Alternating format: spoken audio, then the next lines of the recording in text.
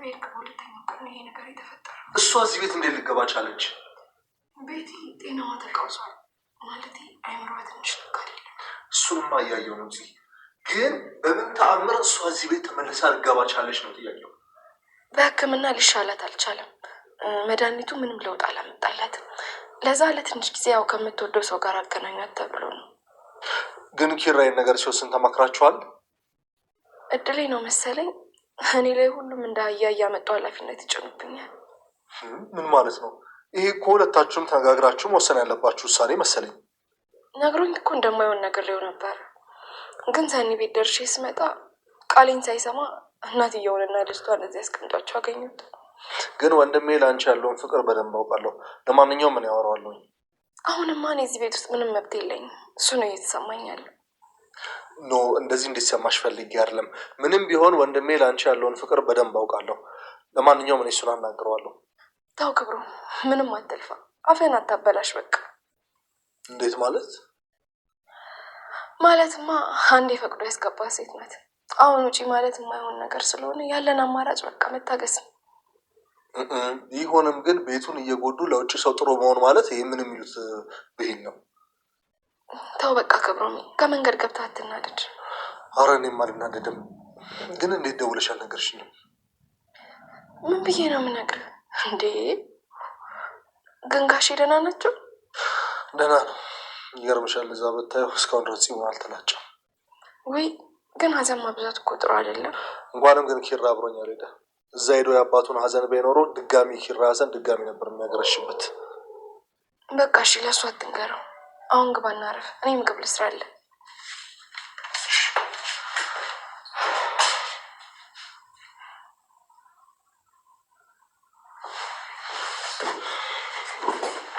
እንዴ ክብሮሜ መጣል እንዴ? እንዴት ነሽ? ደህና ነኝ። እንዴት ነው? ደህና ነኝ። መጣሁ። ቆየ ከመጣ? ጠዋት ነው የገባሁት። አይ ደስ ይላል። አንቺ አሁንም እስከዚህ ሰዓት መተኛትሽን አላቆምሽም አይደል? እስከ 5 ሰዓት የምትተኚው? ምን ላድርግ ብለህ ነው ክብሮሜ? ያው በፊት አሜስ ስለነበረ ከበፊት ጋር ተምታታብኝ መሰለኝ። ማታ ማታ ቶሎ አይወስደኝም። ለነገሩ ለውጣለሽ። በፊት እስከ 7 ነበር የምትተኚው፣ አሁን እስከ 5 አሻሽለሽዋል። ቀስ በቀስ ነገሮች ደግሞ የተስተካከሉ ይመጣሉ በመስመር። እኔ የምልህ አንተ የሌለ ጊዜ ብታይ በጣም ደብሮኝ ነበረ። ታዲያ ለምን አልደወልሽልኝም ነበር? ስደውልልህ እኮ አላነሳም። ሰላም ነው? ሁሉ ሰላም? እንኳን ደህና መጣ። እንኳን ደህና ቆያችሁኝ። ኧረ በእናትህ አባ እንዴት ነው? ወይ በስመ አብ፣ ስራ በጣም ተደራርቦበታል። በጣም እያጣደፈው ነው።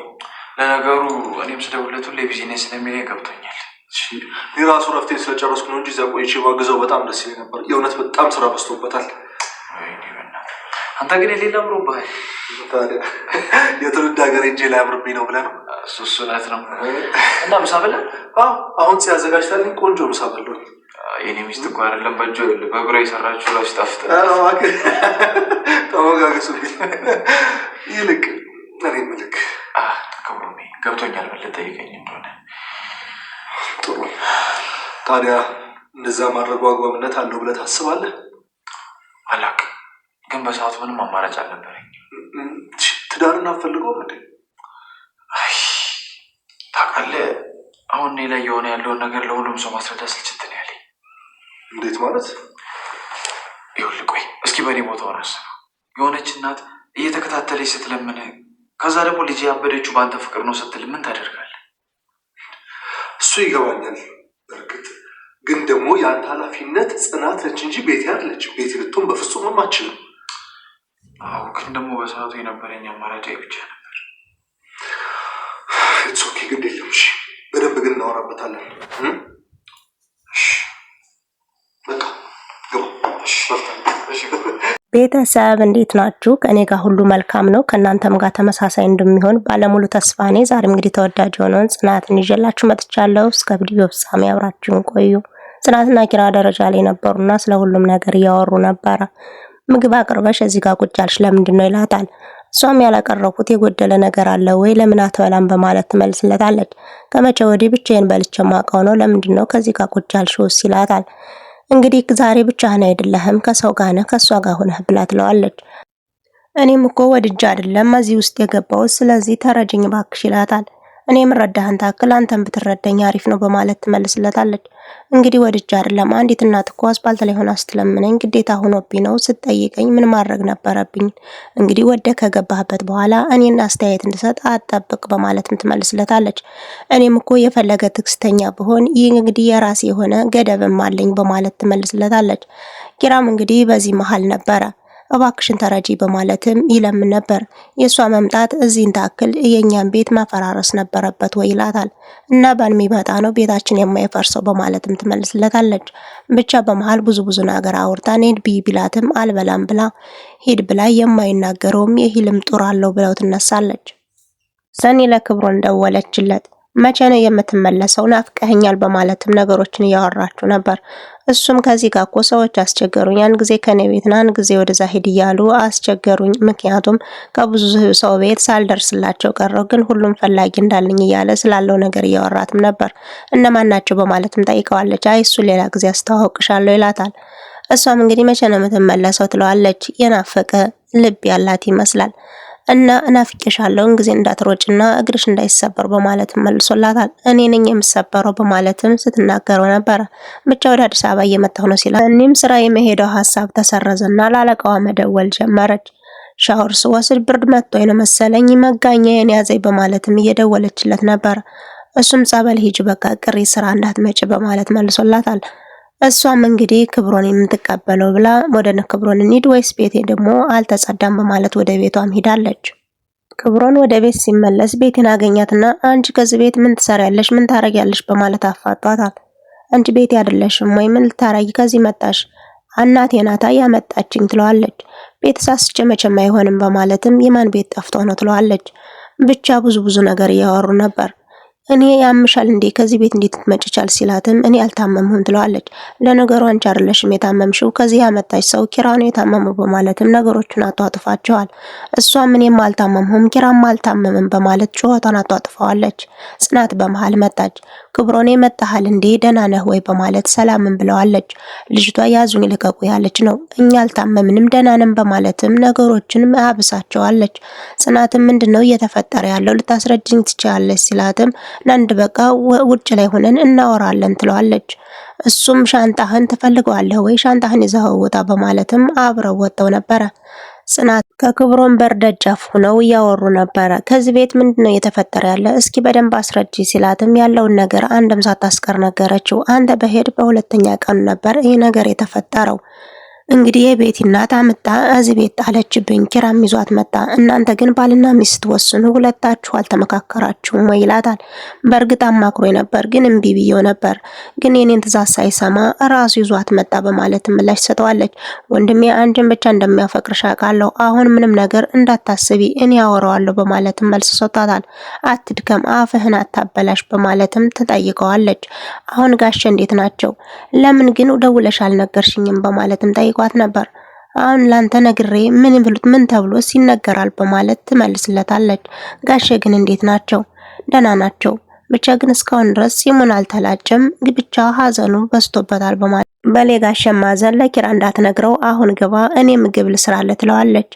እሺ በቃ በማለትም ክብሮን ወደ ኩሽና ውሃ መጠጣት ሄዶ ነበርና ህሌና መጣች። ክብሮኔ መጣሃል እንዴ ደህና ነህ ወይ በማለት ትጀምርለታለች። እሱም ደህና ነኝ ብሎ ፈገግ ብሎ ተቀብሏታል። እሷም እቅፍ አድርጋ ስማ ደሰስ እያደረገች እኔ እኮ ስደውልልህ አታነሳም አንተ ይሄድ ጊዜ በጣም ደብሮኝ ነበር በማለትም ትጠይቀዋለች። እሱም ታዲያ ተናፈቁሽ ለምን አትደውይልኝም ይላታል። እሷም ደውዬልህ ነበር ግን አታነሳም በማለት ትመልስለታለች። ጋሼ ስራ ላይ ስለሚሆን እኮ ብዙ ስራ ስለሚበዛብኝ አብሬ ስለማግዘው ጊዜ የለኝም። አይ ምሳም ስትበላ ቡናም ስትጠጣ ስልኩን ማየት ትችል ነበር፣ ብታስበኝና ቦታ ብትሰጠኝ ኖሮ ትደውልልኝ ነበር በማለትም ትመልስለታለች። እሱም እንግዲህ ስላጠፋው እቀጣለሁ በጣም ይቅርታ ይላታል። እሷም ደስስ እያደረገች እሺ በቃ ትቀጣለህ ትለዋለች። እሱም ከኩሽና ወጥቶ ሲሄድ በቃ ምሳ ከጋበዘኝ ይበቃል፣ ሰሞኑን በጣም ደብሮኛል ከዚህ ቤት መውጣት እፈልጋለሁ ትለዋለች። ክብሮን ከኩሽና ወጥቶ ሲወርድ ኪራን አገኘው። ኪራ ወደ ላይ ሲወጣ ክብሮን ወርታች ሲወርድ ሁለቱ ተገናኝተው ነበርና እያወሩ ነበረ። የሆነ ነገር ሰላም ካለ በኋላ ሊጠይቀው ነበረ። ስለ ቤት ስላለው ነገር ሊጠይቀው ሲል እሱ ምን እንደምትጠይቀኝ አውቃለሁኝ በማለት ሐሳቡን ጀመረለት። ክብሮም ራሱን እየነቀነቀ በልሽ ምንድነው የተፈጠረው? እስኪ በደንብ አስረዳኝ ይለዋል። እሱም እንግዲህ አዎ ሁሉንም ነገር ለሰው ማስረዳት በጣም ከብዶኛል፣ ግን ብቻ እንደዚህ ነው ብሎ ያለውን ነገር አንድም ሳያስቀር ነገረው። ብቻ ግን እንዴት ማስተካከል እንዳለብህ አላቅም፣ ትዳርህን ግን ትፈልገዋለህ ወይስ አትፈልገውም በማለትም ጠይቆት ነበር። ምን ጥያቄ ያለው ትዳሬን በጣም ነው የምፈልገው፣ ግን አጣብቂኝ ውስጥ ገብቼ ነው ይለዋል። በቃ አትጨናነቅ፣ ሁሉንም ነገር እንደሚሆን እናደርገዋለን፣ ግን የሁሉ ሲወሰን ሁለታችሁ መመካከር ነበረባችሁ። ብቻ ግን አትጨናነቅ፣ ነገሩን እንደሚሆን እናደርገዋለን በማለትም ወንድሙን አበረታቶት ሰኒ ወደ እነ ጽናት ቤት መጣ ነበርና ስራ አልሄድሽም ወይ? ስራ ሙነሽ ነው የቀረሽ ትላታለች። አንቺ እኮ ካለቃዬ በላይ ሆንሽብኝ፣ ቀረሁ ሁልጊዜ ስራ መሄድ በጣም ደብሮኛል፣ በጣም አስጠልቶኛል በማለት ትጠይቃታለች። ጽናትም ግራ ገባት። ምንድነው ከዚህ ቤት እሱን ታዩና ይሄን የመጣ ሰው ወይም የሄደ ሰው አለ ወይ በማለት ጥያቄ ትጠይቃለች። ምንድነው ማንም አልመጣም ትላለች። የሆነ ማንም ሰው አልመጣም በማለት ታፋጣታለች። ክብሮን ነው ትላታለች። አዎ ክብሮን መጥቷል ትላታለች። አዎ መጥቷል። ምንድነው አዲስ ነገር አለ ወይ ትላታለች። ምንም አዲስ ነገር የለም፣ ግን እመጣለሁ ብሎ ነበር። እሱ እመጣለሁ ስላለች ነው ስራ የቀረሽው በማለትም ጠይቃት ነበር። ብቻ ሰኒ የሆነ ነገር እንዳለ ንገረኝ ባክሽ ትላታለች። ምንም አዲስ ነገር የለም፣ ሁሉም ነገር ባለበት ነው፣ ባክሽ አሁን ተይው ዝም ብለሽ ሁሉንም በማለት ነገሮችን ክብሮንና ኪራ ወደ ሳሎን መጣውና ሰኒ ዘላ ተጠመጠመችበት። ኪራ በግርምት ባለቤቱንም ሰላም ካለ በኋላ ሁለቱ ተቃቅፈው ረጅም ሰዓት ቆዩ። ምን ነው ተቃቅፋችሁ ትንሽ አትቆይም ወይ በማለት ሐሳብ ይሰጣል። እንግዲህ ሰኒም ሐሳብ ውስጥ ገብታለች። ሰውነቷ ላበላብ ሆነና ኩሽና በሉ ውሃ ልጠጣ በማለት እሷም ሄዳ ነበረ። እንግዲህ ክብሮምም ሄድና ውሃ ጠጣ ይለዋል ኪራ። እኔ ውሃ አልጠማኝም። እንግዲህ ህሌና ኩሽና ካለች ሁለቱ መጣላታቸው አይቀርም ትላለች ጽናት። ክብሮንም እኔ ልሄድ በቃ ብሎ ወደ ኩሽናም ሄዶ ነበረ። ባልና ሚስቱ ሲከራከሩም ነበር ጽናትና ኪራ። ሰኒ ስትፎክር ቆይታ በፍቅር ጠባለች ወይ ይላታል። እሷ ናት በፍቅር የተያዘች፣ እሷ በፍቅር አትያዝም፣ እሱ ነው ጠብ ያለ በማለትም ሁለቱ ሲከራከሩ ነበር።